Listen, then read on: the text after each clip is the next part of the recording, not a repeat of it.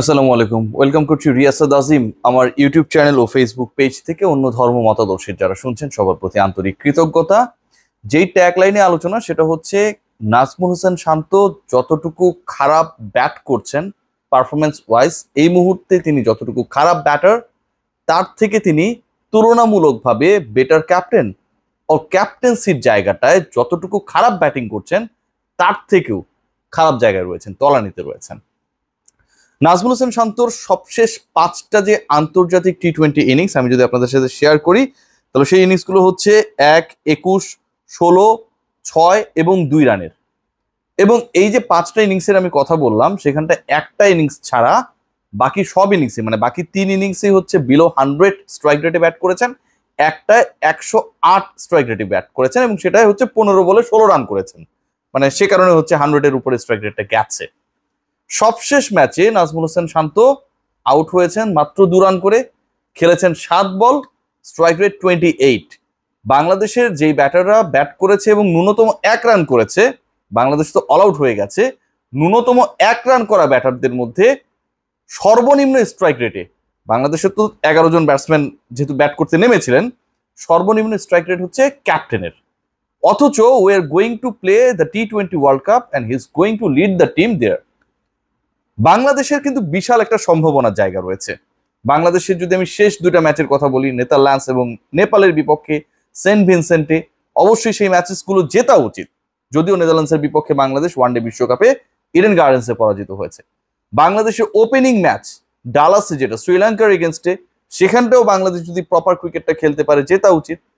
বাংলাদেশের সেকেন্ড ম্যাচটা সাউথ আফ্রিকার এগেনস্টে, it's going to be a tough task. এখন এরকম যখন একটা সিচুয়েশন, বিশ্বকাপের আগে বাংলাদেশ টিম কম্বিনেশন নিয়ে যখন চিন্তিত, ঠিক তখন captain himself out of form. Captain strike rate তো মেনটেন করতে পারছেনই না।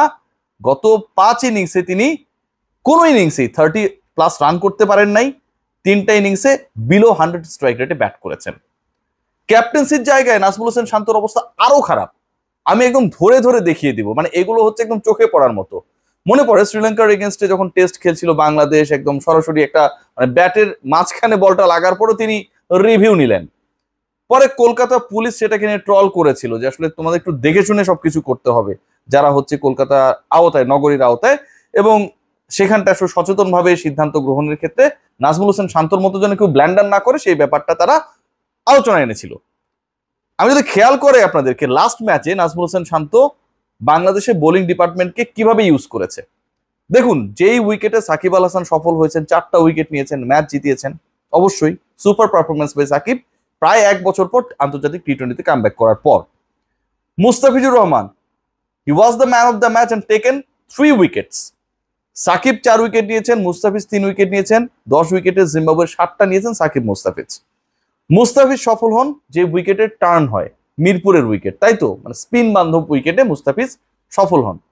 অন্য 2 স্পিনারের অবস্থাটা কি একটু আপনাদেরকে দেখিয়ে দিই। সেটা হচ্ছে অন্য 2 স্পিনার রিশাদ এবং তানভীর, তারা বল করেছেন 4 ওভার এবং এই 4 ওভার বল করে তানভীর 2 ওভারে দিয়েছেন 14 রান, রিশাদ তার 2 ওভারে দিয়েছেন মাত্র 6 রান। 2-2-4 ওভার রিশাদ এবং তানভীর, তারা টোটাল রান দিয়েছেন 20, ইকোনমি 5। মুস্তাফিজ সফল হয়েছেন স্পিনিং উইকেট, পেসটা তার কাজে লাগে। সাকিব আল হাসান সফল হয়েছেন, রিশাদ তানভীর সফল হয়েছেন, কিন্তু রিশাদ এবং তানভীরকে তিনি কাউকে, অন্তত একজনকে তিনি ফুল স্পেলে বল করাতে পারতেন, সেটা করার নাই। কন্টিনিউ করিয়েছেন তিনি তানজিম সাকিবকে, যিনি সবচেয়ে বেশি কস্টলি হয়েছেন, যিনি 4 ওভারে 42 রান দিয়েছেন, ইকোনমি 10.5। একজন ক্রিকেটার প্রত্যেকটা ওভারে দেদারসে রান দিচ্ছে, বলের কন্ট্রোলটা সেই মুহূর্তে অন্তত তার হাতে নেই, উইকেট তাকে হেল্প করছে না, ক্যাপ্টেন তাকে দিয়ে ফুল স্পেল বল করিয়েছেন, তানভীর রিশাদকে রেখে দিয়েছেন।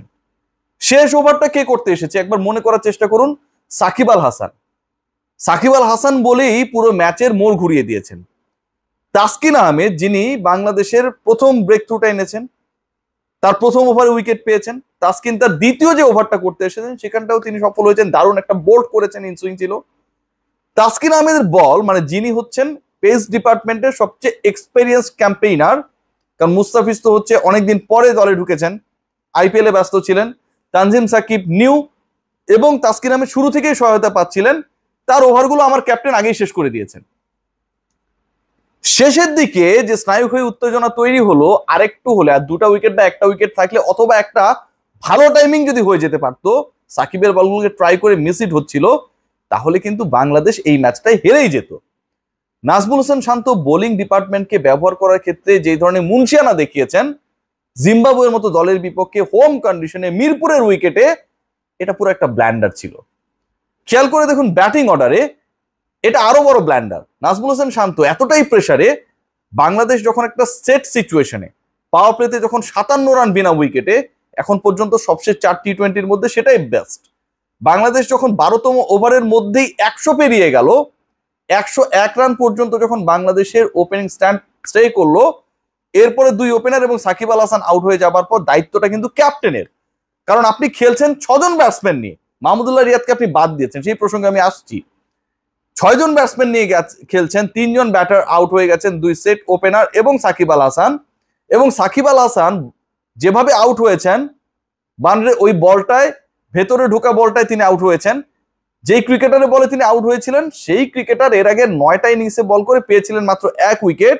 নন স্ট্রাইকিং থেকে সাকিব আল হাসান কিভাবে আউট হলেন, বল কিভাবে ভেতরে ঢুকলো, পুরোটাই শান্ত দেখলেন।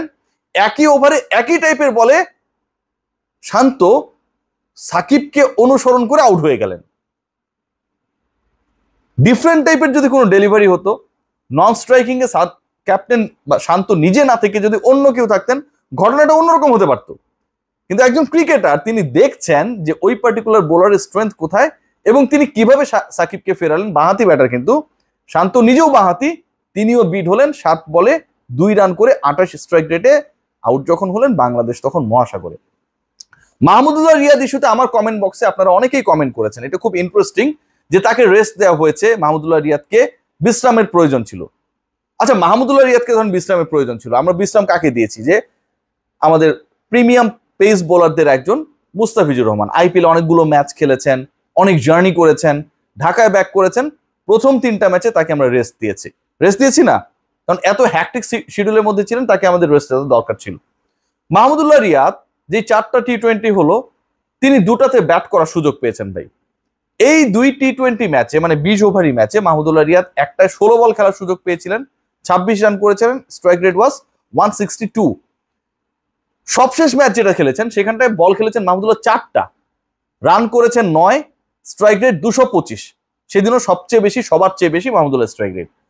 যেই ক্রিকেটার 2টা ম্যাচেই ব্যাটিং করার সুযোগ পেয়েছেন মাত্র, আউটও হননি, এবং এই 2 ম্যাচ মিলিয়ে মাহমুদুল্লাহ রিয়াদ বল খেলেছেন মাত্র 20টা।